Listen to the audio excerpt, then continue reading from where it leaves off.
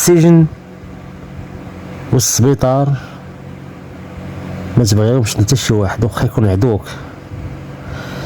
السلام عليكم ورحمة الله وبركاته. تحياتي اخوتي خواتاتي داخل الوطن وخارج الوطن، تحية للجالية المغربية، ونتمنى انكم تدعموا هذه القناة باللايكات والاشتراك. مرحبا بكم جميعا. مع الاسف يعني تم الحكم اليوم او النطق بالحكم 2 نافذة في حق الأخ سي محمد الملقب ببكريشة. يعني أنا بدا شخصيا ما كنتش متوقع هاد 2 ولكن قدر الله وما شاء فعل. هو شوف، باش نهضروا بالمنطق، القانون لا يحمي المغفلين، لأن هنا خاص الإنسان ياخذ العبرة والعبر باش من يقول شي كلمة يكون محسوب عليها ومسؤول عليها، باش تضرب في القضاء أو لا المؤسسات. يعني راه العواقب كتكون وخيمة، فالله يهديكم. واخص بالذكر اصحاب القنوات اللي بعد النوبات كينساو راسهم، يعني كيوليو يصولوا ويجولوا وكيعرفوا في القانون في اي مجال هما الفهماطور. فهنا خذوا العبر، والله يعني ما كيبغيش الظلم. سبحان الملك حرم الظلم على نفسه وجعله بين عباده محرمة.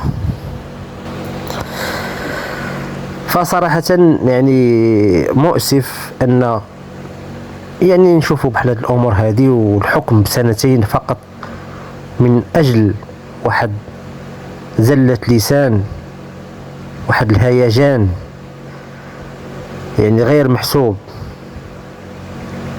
العواقب كتكون وخيمة، وهذا كبرهان وكدليل. نتمنى يا ربي الا كان استئناف ان يكون واحد الحكم مخفف من اجل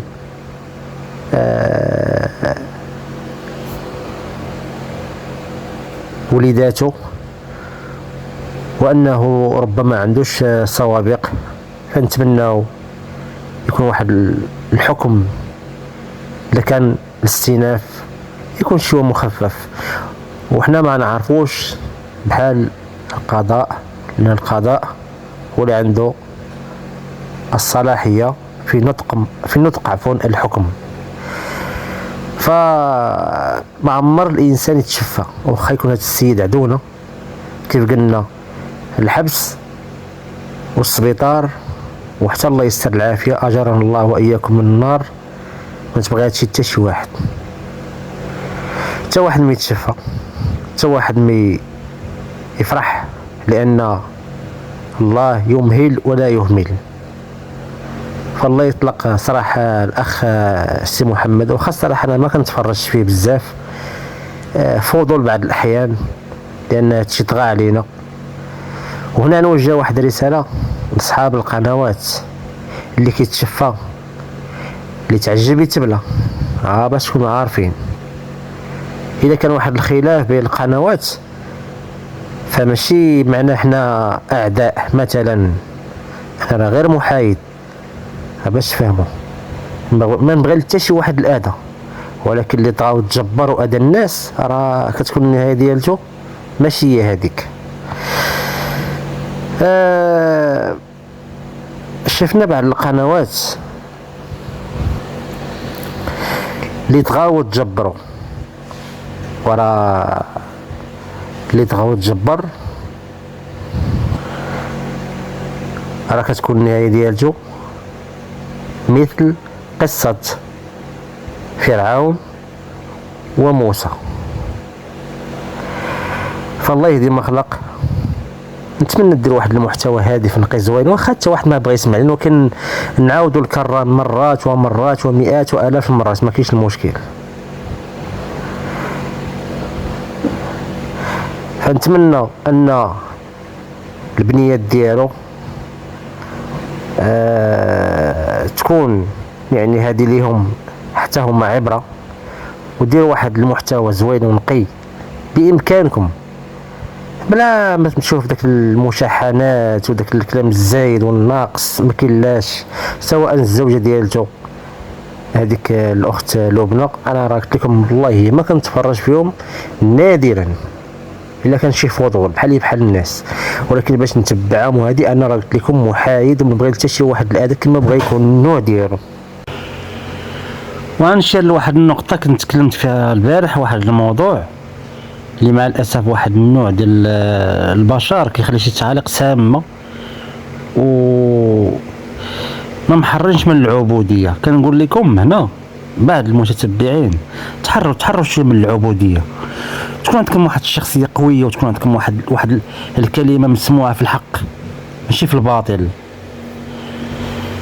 السيده البارح اللي خرجت ضربت في ذوي الاحتياجات الخاصه وانا منهم، وعاد نعاود نقولها وافتخر. غنقول لك انت وامثالك اتقي الله.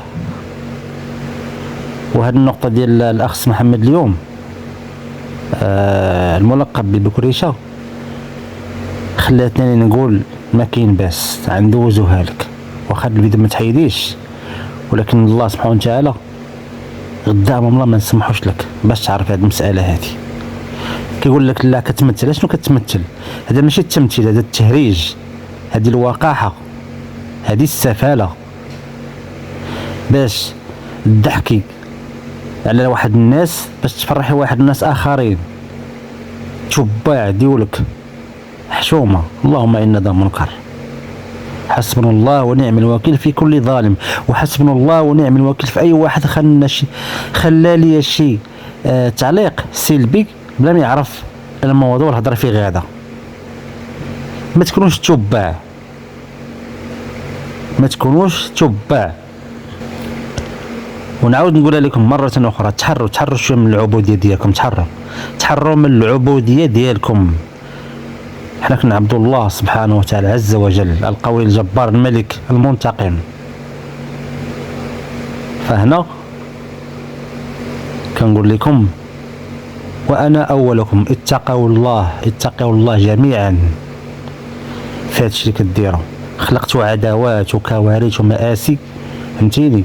وانتم كتصفقوا لصحاب القنوات، طبيعة الحال القنوات الرديئة، وصحاب القنوات الرديئة هما كيتصرموا كيشوفوا عندهم واحد المتابعين غير مسؤولين، هما كيسحبوا راسهم راسهم هما أبطال. إنما هما فقط أبطال من ورق، لا أقل ولا أكثر. وهذه هي الكلمات اللي بغيت نقول. وفي آخر المطاف غنقول مرة أخرى الله يطلق سراح الأخ محمد بكريشه، وكل واحد واخا يكون عدوية ما نبغيش ليه الأذى. السلام عليكم ورحمة الله وبركاته.